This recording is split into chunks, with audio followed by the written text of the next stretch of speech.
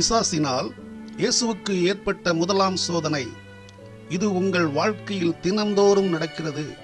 என்னங்க, 2000 வருஷத்திற்கு முன்னர் இயேசு இந்த உலகத்தில் மனிதனாக வாழ்ந்தபோது பிசாசு அவரை சோதித்தான் என்று பைபிளில் எழுதப்பட்டுள்ளது. இதற்கும் இன்றைக்கு என்னுடைய வாழ்க்கையில் நடக்கிறதற்கும் என்னங்க சம்பந்தம் இருக்கு? கொஞ்சமும் நம்பும்படியாக இல்லையே. எப்படி என்று கேட்கிறீங்களா? தயவு செய்து தொடர்ந்து கடைசி வரை இந்த செய்தியை கேளுங்கள். உங்கள் வாழ்க்கையில் நடக்கிற சம்பவங்களை பற்றிய தெளிவான உண்மைகளை அறிந்து கொள்வீர்கள். பிசாசானவன் இயேசுவை சோதித்தது அவருடைய பரிசுத்தத்தை பற்றியோ அல்லது அவருடைய வல்லமையை பற்றியோ அறிந்து கொள்வதற்கான சோதனை அல்ல. முதல்ல இயேசுவை சோதிக்க பிசாசானவனுக்கு எந்த தகுதியும் கிடையாது. அவருக்கு முன்பாக நிற்கவே முடியாமல் ஓட்டம் பிடிக்கிறவன் எப்படி அவரை சோதிக்க முடியும்? இதை முதலாவது தெரிந்து கொள்ளுங்கள். இந்த உலகத்தில் வாழ்கிற ஒவ்வொரு மனிதனையும் கட்டாயம் பிசாசு சோதிப்பான். பிசாசு எப்படியெல்லாம் சோதிப்பான், அவனை எப்படி மேற்கொள்ள வேண்டும் என்பதை நீங்களும் நானும் அறிந்திருக்க வேண்டும் என்று நமக்கு முன்மாதிரியாகத்தான் இயேசு சோதிக்கப்பட்டு நமக்கு வழிகாட்டியானார். அந்த வகையில் இயேசுவுக்கு ஏற்பட்ட முதலாம் சோதனை என்ன? இயேசு பிசாசினால் சோதிக்கப்பட வனாந்திரத்திற்கு கொண்டு போகப்பட்ட 40 நாட்களில் அவர் ஒன்றும் சாப்பிடாமலேயே இருந்தார். அந்த நாட்களின் முடிவில் அவருக்கு மிகுந்த பசியுண்டாயிற்று என்று லூக்கா 4:2 வாசிக்கலாம். இந்த பசியான நேரத்தில் பிசாசு இயேசுவிடம் வந்து, நீர் தேவனுடைய குமாரனே ஆனால் இந்த கல் அப்பமாகும்படி சொல்லும் என்று சொல்கிறான். இதுதான் முதல் சோதனை. இப்படி பிசாசு சொன்னதற்கு இயேசு மனுஷன் அப்பத்தினால் மாத்திரமல்ல தேவனுடைய ஒவ்வொரு வார்த்தையினாலும் பிழைப்பான் என்று எழுதியிருக்கிறதே என்பதாக பதில் சொல்லிவிடுகிறார். இதுதான் முதல் சோதனைக்கு இயேசுவின் தெளிவான பதில். இதிலே எதை சோதித்தான்? அதை தெளிவாக விளக்குகிறேன் பாருங்கள். இயேசுவுக்கு ஏற்பட்ட மிகுந்த பசியை போக்குவதற்கு பிசாசானவன் ஒரு நல்ல அருமையான யோசனையை சொல்லுகிறான். எப்படி? இயேசுவே, நீர் தேவனுடைய குமாரனாயிற்றே, உமக்கு எதையும் செய்ய ஆற்றல், அற்புதங்களை செய்கிற வல்லமை இருக்கிறதே, அதை வைத்து இந்த கல்லுகளை அப்பமாக மாற்றி சாப்பிட வேண்டியதுதானே என்று சொல்கிறான். இதிலே சோதனை என்னவென்றால், பிசாசானவன் சொன்ன ஆலோசனையை ஏற்றுக்கொண்டு அவனுடைய வார்த்தையின்படி செய்தாரா? இதுதான் சோதனை. இந்த சோதனையில் இயேசு எப்படி நடந்து கொண்டார்? பிசாசானவனே, நீ சொல்கிறபடி கல்லை அப்பமாக மாற்றி சாப்பிட்டுத்தான் பிழைக்க வேண்டும் என்று இல்லை. பைபிளில் மனுஷன் அப்பத்தினால் மட்டுமல்ல தேவனுடைய ஒவ்வொரு வார்த்தையினாலும் பிழைப்பான் என்று எழுதியிருக்கிறதே. நான் தேவனுடைய வார்த்தைக்கு கீழ்ப்படிந்து அதன்படிதான் நடக்கப் போகிறேன், உன்னுடைய வார்த்தையின்படி செய்ய போவதில்லை என்று சொல்லிவிட்டார். இதுதான் சோதனையில் நடந்தது. இந்த சோதனைக்கும் தினந்தோறும் உங்கள் வாழ்க்கையில் நடக்கிறதற்கும் என்ன சம்பந்தம்? இப்படிப்பட்டவை வாழ்க்கையில் எங்கே நடக்கிறது என்று புரியாமல் இருப்பதால் இதை ஒரு சம்பவத்தின் மூலம் விளக்கினால் புரிந்து கொள்ள முடியும்.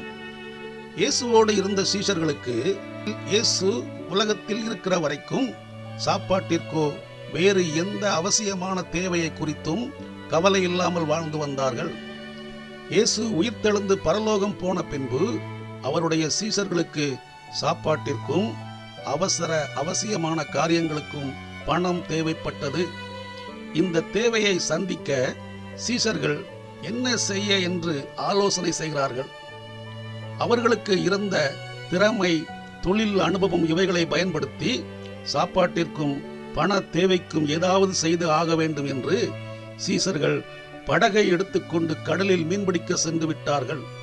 முடிவில் என்ன கிடைத்தது தெரியுமா? இரவு முழுவதும் பிரயாசப்பட்டும் ஒன்றும் கிடைக்கவில்லை. அவர்களுடைய பிரயாசத்தின் பலன் இதுதான். மிகவும் கஷ்டமான வேதனையான நேரம். இந்த சூழ்நிலையில் உயிர்த்தெழுந்த இயேசு அங்கே வருகிறார். சீஷர்கள் நடந்தவைகளை வேதனையோடு சொல்கிறார்கள். அப்பொழுது இயேசு அவர்களிடம் ஆழத்தில் தள்ளி கொண்டு போய் வலையை போடுங்கள் என்று சொல்கிறார். அதற்கு சீஷன் சீமோன், ஐயரே, அங்கேதான் இரவு முழுவதும் நாங்கள் பிரயாசப்பட்டும் ஒன்றும் அகப்படவில்லை. ஆகிலும் உம்முடைய வார்த்தையின்படியே வலையை போடுகிறேன் என்றான். இயேசு சொன்னபடியே அவர்கள் செய்து வலை கிழிந்து போகத்தக்கதாக திரளான மீன்களை பிடித்தார்கள் என்பதாக லூக்கா 5ஆம் அதிகாரம் 5ஆம் வசனத்தில் வாசிக்கிறோம். இரவு முழுவதும் கடலில் எல்லா இடங்களிலும் வலை போட்டு முயற்சித்தும் அதிலும் இயேசு குறிப்பிட்டது போல அதே ஆழமான இடத்தில் வலை போட்டும் ஒரு மீன் கூட கிடைக்கவில்லை.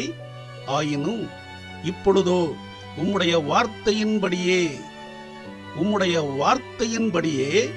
மறுபடியும் ஆழத்தில் தள்ளி கொண்டு போய் வலையை போடுகிறேன் என்று இயேசுவின் வார்த்தைக்கு கீழ்ப்படிந்து வலையை போட்ட பிறகுதான் திரளான மீன்களை பிடித்தார்கள் என்று வாசிக்கிறோம்.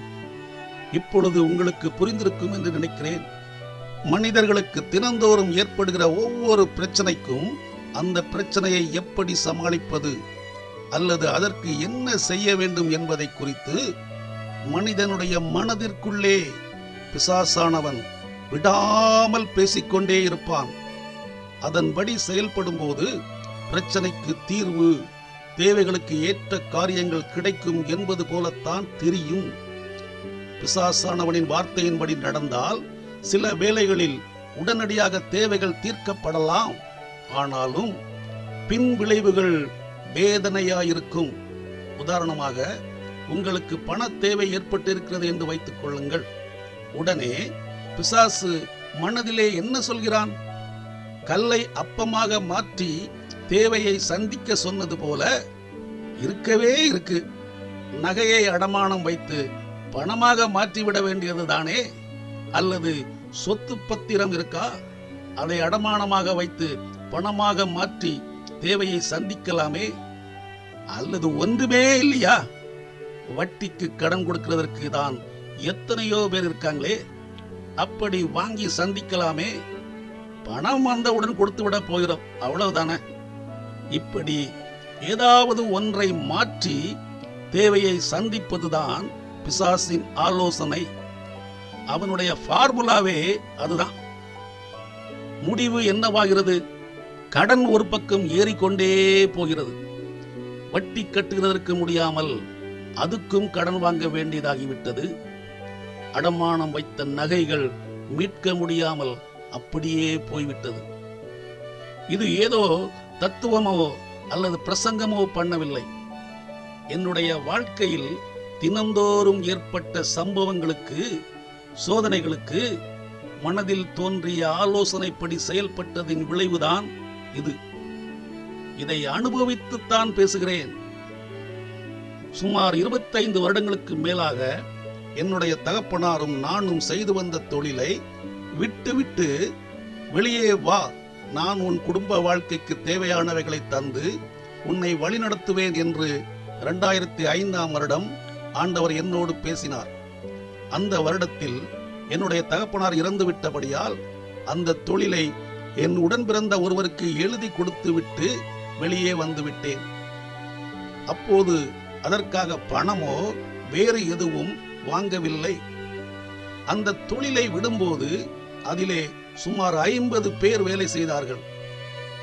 ஆண்டவருடைய வார்த்தைக்கு கீழ்ப்படிந்து அவர் சொன்னபடி பைபிள் வசனங்களை விதவிதமான வடிவமுள்ள போர்டுகளில் பிரிண்ட் செய்து வெளியிட்டு விற்பனை செய்ய சொன்னார். இதை ஆரம்பிக்கும் போது எவ்வளவு வருமானம் கிடைக்கும், எங்கே போய் விற்க வேண்டும், ஒன்றும் யோசிக்கவில்லை. தேவனாகிய கர்த்தர் சொன்ன வார்த்தையின்படி செய்ய வேண்டும், அவ்வளவுதான். இன்றைக்கு 13 வருடங்கள் கடந்த நிலையில் முந்தைய தொழிலை விடும்போது எவைகளையெல்லாம் இழந்தேனோ அவைகளை விட மேலான உயர்வானவைகளையே ஆண்டவர் இன்றைக்கு எனக்கு கொடுத்திருக்கிறார். இத்தனைக்கும் எங்களுக்கு வியாபாரம் செய்வதற்கு ஒரு கடையோ விளம்பர போர்டோ கூட கிடையாது. அந்த வசனம் போர்டுக்கு பின்புறம் எங்களுடைய போன் நம்பர் மட்டும்தான் இருக்கும். நாங்களே நினையாத வகையில் அநேகர் இதை பிறந்த நாள், திருமண நாளில் ரிட்டர்ன் கிஃப்டாக பயன்படுத்த ஆரம்பித்து நாங்கள் நினையாத இடங்களிலிருந்தெல்லாம் ஆர்டர் கொடுத்து வாங்குகிறார்கள். என்னுடைய 3 மகன்களுக்கும் பிரிண்டிங்லேயே தனித்தனியான பிசினஸ் வருவாயை ஆண்டவர் கொடுத்திருக்கிறார். தேவனாகிய கர்த்தருடைய வார்த்தையின்படி செய்தது பிரமிக்கத்தக்க அதிசயங்களை வாழ்க்கையிலே காணச் செய்தார். பிசாசு மனதிலே சொன்ன வார்த்தையின்படி செய்ததின் விளைவு கடனும் வட்டியும் இழப்பும் வேதனையும் தான். தினந்தோறும் உங்கள் வாழ்க்கையில் ஏற்படுகிற பிரச்சனைகள் தேவைகளுக்கு தீர்வு காண பிசாசானவன் சொல்கிற ஆலோசனை வார்த்தைகளின்படி செயல்பட போகிறீர்களா? தேவனாகிய கர்த்தருடைய வார்த்தைகளின்படி செயல்பட போகிறீர்களா என்கிற சோதனை தினந்தோறும் உங்கள் வாழ்க்கையில் கட்டாயம் ஏற்படத்தான் செய்யும். முடிவு உங்கள் கையில்தான்.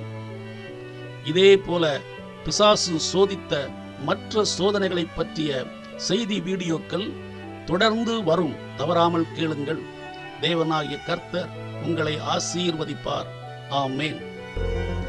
ஃபேஸ்புக்கில் இன்னர் மேன் இன் ஹியூமன் என்ற பேஜும், யூடியூப்பில் இன்னர் மேன் இன் ஹியூமன் என்ற சேனல் உள்ளது. அவைகளில் உங்கள் வாழ்க்கையை அறிந்து கொள்ளும் இது போன்ற செய்தி வீடியோக்கள் உள்ளது.